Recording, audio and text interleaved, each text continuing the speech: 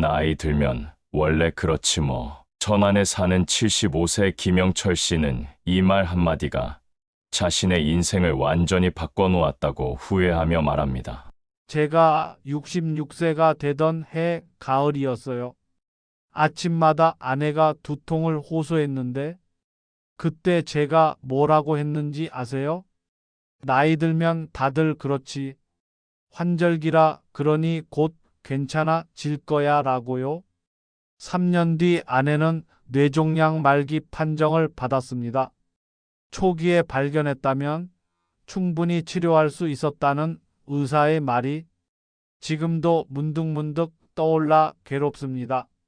안타까운 것은 이런 후회가 김영철 씨만의 이야기가 아니라는 점입니다. 지난해 국립노인건강연구원에서 전국 80세 이상 노인 1,500명을 대상으로 진행한 설문조사 결과가 화제입니다. 다시 60대로 돌아간다면 가장 바꾸고 싶은 것은 무엇입니까? 라는 질문에 놀랍게도 응답자의 78%가 비슷한 대답을 했습니다. 저는 30년 넘게 대학병원에서 근무하며 노인의학을 연구해온 김준영 교수입니다. 제가 만난 수천 명의 80대 어르신들이 한결같이 말씀하시는 게 있습니다. 60대에 이 사실을 알았더라면 지금 내 삶은 완전히 달라졌을 텐데, 이 말에는 뼈저린 후회와 깊은 지혜가 담겨 있습니다. 오늘은 수천 명의 노년층이 털어놓은 가장 큰 후회들과 다시 60대로 돌아간다면 절대로 반복하지 않겠다는 실수들을 하나씩 공개하려고 합니다. 지금부터 제가 알려드릴 내용을 실천한다면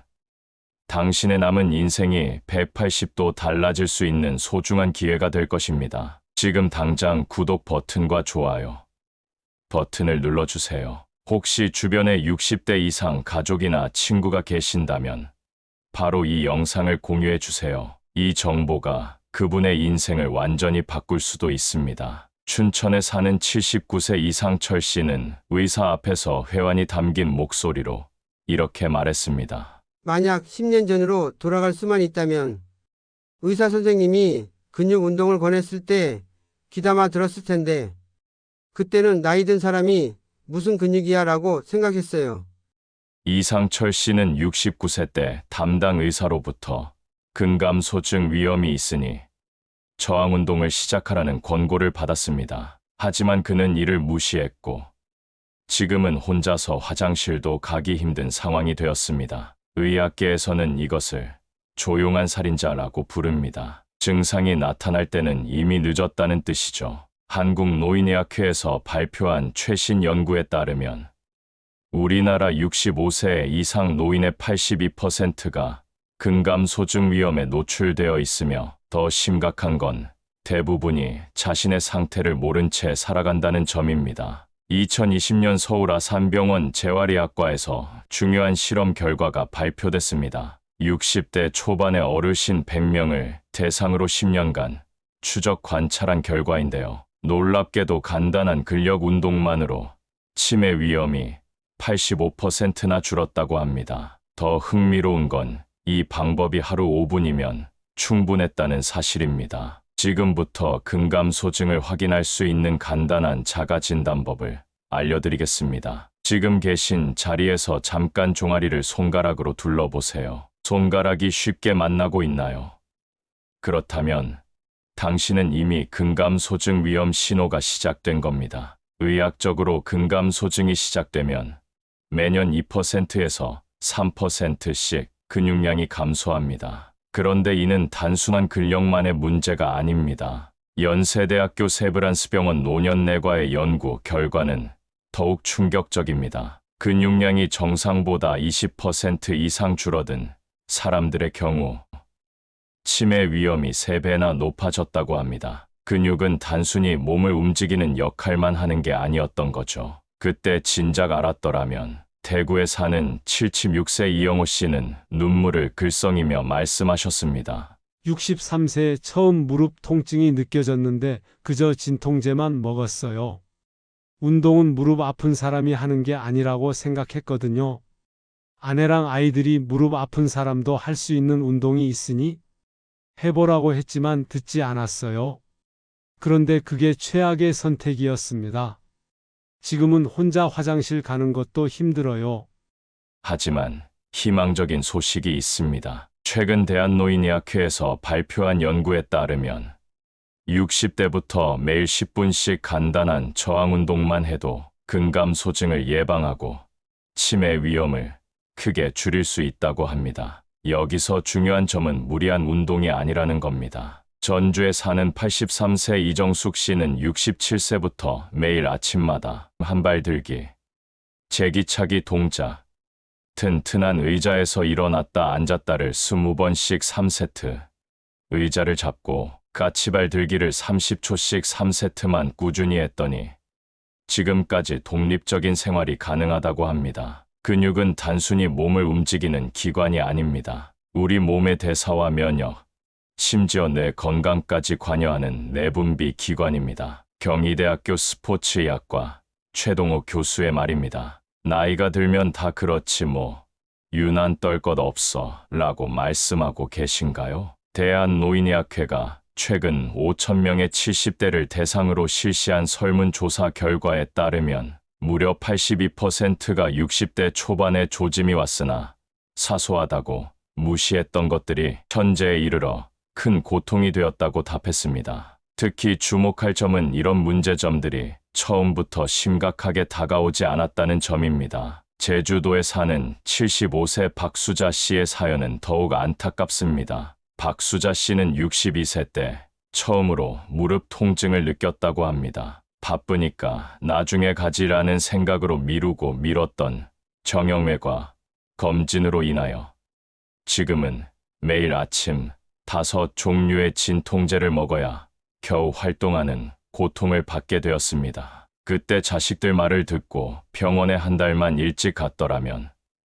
또한 꾸준히 운동했어도 지금처럼 살지는 않았을 텐데 라며 후회했습니다. 최신 의학 연구에 따르면 신체가 보내는 경고 신호는 대부분 질병 발생 2 내지 3년 전부터 나타난다고 합니다. 문제는 대부분의 사람들이 이런 신호를 나이 들면 다 그런 거지라고 무시한다는 점입니다. 고려대학교 의과대학 노인의학과 박진우 교수는 60대에 나타나는 작은 변화들, 예를 들어 갑작스러운 체중 감소, 지속적인 피로감, 수면, 패턴의 변화 등은 정상적인 노화 과정이 아닐 수 있다고 경고합니다. 하지만 희망적인 사례도 있습니다. 수원에 사는 82세 김재원 씨의 변화는 많은 이들에게 희망을 줍니다. 5년 전 당뇨 진단을 받은 후 매일 30분씩 걷기와 근력 운동을 시작했다고 합니다. 자가용을 이용하면서 걷는 양이 절대적으로 부족했어요. 그래서 자가용은 멀리 갈 때 외에 사용하지 않고 대중교통을 이용하거나 가까운 거리는 걷는 것부터 시작했지요. 처음에는 10분 걷기도 힘들었지만 포기하지 않고 계속했습니다. 아내의 잔소리에 유튜브를 보면서 근력을 기르는 운동도 따라했지요. 그 결과 작년 검진에서 당뇨 수치가 정상으로 돌아왔고 지금은 일주일에 3번 이상 집 앞 개천에서 슬로우 조깅까지 하신다고 합니다. 우리의 미래는 바로 지금 이 순간의 작은 선택들로 결정됩니다. 운동은 내일부터, 가족과의 시간은 다음 주에, 건강검진은 나중에라는 생각들이 모여 10년 후에 우리 모습을 바꿀 수 있습니다. 의과대학 노년내과 전문의들은 한 목소리로 말합니다. 60대라는 비교적 젊은 나이에 했던 작은 선택들이 7, 80대에 누리는 삶의 질을 결정한다고요. 그렇다면 우리는 지금 어떤 선택을 해야 할까요? 은퇴 후에도 돈이 충분하다고 생각했어요. 이제 와서 보니 그게 최대의 착각이었습니다. 부산에 사는 76세 정민호 씨의 말입니다. 국민연금연구원의 최근 조사에 따르면 우리나라 65세 이상 노인 10명 중 7명이 경제적 어려움을 겪고 있다고 합니다. 더 충격적인 것은 이들 중 80%가 60대 초반에는 노후 자금이 충분하다고 생각했다는 점입니다. 무엇 때문이었을까요? 제가 만난 수많은 노인들의 경험을 종합해보면 3가지 큰 오해가 있었습니다. 첫째, 기대 수명에 대한 오해입니다. 대전에 사는 78세 최영호 씨는 이런 말씀을 하셨습니다. 65세에 은퇴할 때만 해도 75세까지만 살면 좋겠다고 생각했어요. 그런데 내 나이가 어느새 78세가 되었네요. 앞으로 10년은 더 살 것 같은데 제가 가진 돈으로 과연 충분할까요? 통계청 자료를 보면 65세까지 생존한 사람의 평균 추가 생존 기간은 남성 약 18년, 여성 약 22년입니다. 즉, 65세까지 생존한 사람들은 83세에서 87세까지 살게 된다는 의미입니다. 둘째, 의료비에 대한 과소평가입니다. 국민건강보험공단 자료에 따르면 65세 이상 노인 1인당 연평균 의료비는 일반 성인의 3.5배에 달합니다. 경북 구미에 사는 81세 이명자 씨는 이렇게 하소연하셨습니다. 남편이 파킨슨 병으로 4년째 요양병원에 있어요. 매달 병원비가 200만 원이 넘습니다. 자식들이 조금 보태주긴 하지만 손주들도 자라고 있으니 더 이상 도움받기도 미안하고 이런 큰 지출이 있을 줄 누가 알았겠어요. 셋째, 인플레이션의 영향을 간과했다는 점입니다. 연 2%의 인플레이션만 가정해도 20년 후에는 구매력이 33% 이상 떨어집니다. 울산에 사는 79세 김철수 씨는 안타까워하며 말했습니다. 62세에 퇴직금으로 전세를 줬어요. 당시 이자가 연 5%였거든요. 이 정도면 충분하겠지 생각했죠. 그런데 몇 년 지나니 이자율이 뚝 떨어졌어요. 게다가 물가는 계속 오르고 있으니 한숨만 나옵니다. 하지만 희망적인 사례도 있습니다. 일산에 사는 82세 이명숙 씨는 68세에 중요한 결정을 했다고 합니다. 남편이 갑자기 뇌졸중으로 쓰러졌어요. 6개월을 입원하면서 저축이 절반 이상 나갔죠. 그때 깨달았어요. 이대로는 안 되겠다고요. 이명숙 씨는 금융 전문가를 찾아가 노후 자금을 재점검했습니다. 그리고 자녀들에게 솔직하게 경제적 상황을 설명했습니다. 처음에는 창피했어요. 하지만 이게 최선이라고 생각했죠. 그때부터 이명숙 씨는 자산의 일부를 즉시연금으로 전환하고 일부는 국민주택 채권에 투자했습니다. 또한 손주들을 돌봐주는 대가로 자녀들로부터 매달 일정 금액을 받기로 합의했습니다. 지금은 안정적인 수입이 있어 경제적 걱정 없이 살고 있어요. 그때 용기를 내길 정말 잘했다고 생각해요. 손주를 돌보는 건 할머니의 의무가 아니라 선택이고 내 시간과 노력을 사용하는 것이니 무조건 대가 없이 봐주는 것도 좋은 방법은 아니라고 판단했거든요. 한양대학교 소비자학과 김태한 교수는 60대 초반은 노후 재무 계획을 재점검할 마지막 골든타임이라고 강조합니다. 이 시기에 객관적인 재무 분석과 필요하다면 계획 수정이 이루어져야 합니다. 특히 가장 나쁜 상황을 가정한 계획이 필요합니다. 내 인생 최대의 실수는 친구들과의 관계를 소홀히 한 거예요. 서울에 사는 83세 박영수 씨는 병원 진료를 받으러 와서 저에게 이렇게 고백했습니다. 은퇴 후에 다들 바쁘다고, 나도 인간관계 피곤하다고 모임에 안 나갔어요. 그러다 보니 친구들도 하나둘씩 세상을 떠났고 어느새 연락할 사람이 아무도 없더라고요. 내 유년 시절, 젊은 시절을 함께 한 친구들이 없으니 추억도 사라지는 것 같아요. 이것이 단순한 외로움의 문제가 아니라는 사실을 알고 계셨나요? 하버드에서 80년간 진행된 세계 최장기 연구에 따르면 노년기 건강과 행복에 가장 큰 영향을 미치는 요소는 놀랍게도 친밀한 인간관계였습니다. 돈도 아니고 명예도 아니고 심지어 유전자보다도 더 중요했다고 합니다. 국내 연구 결과도 충격적입니다. 서울대학교 의과대학 노년내과에서 65세 이상 4,000명을 대상으로 10년간 추적 연구한 결과 사회적 관계가 적은 노인들은 그렇지 않은 노인들보다 사망률이 45% 높았고 치매 발생률은 무려 64%나 높았다고 합니다. 더 충격적인 사실은 사회적 고립이 폐암 및 심장질환보다 수명 단축에 더 큰 영향을 미친다는 점입니다. 연세대학교 의과대학 정신건강의학과 김현우 교수는 사회적 고립은 하루에 담배 15개비를 피우는 것과 동일한 건강 위험을 초래한다고 경고합니다. 저는 지난달 내원했던 광주에 사는 79세 이경희 씨의 사례가 잊혀지지 않습니다. 그녀는 67세의 남편과 사별하고 우울증을 겪었다고 합니다. 처음에는 아무도 만나기 싫었어요. 그냥 집에만 있었죠.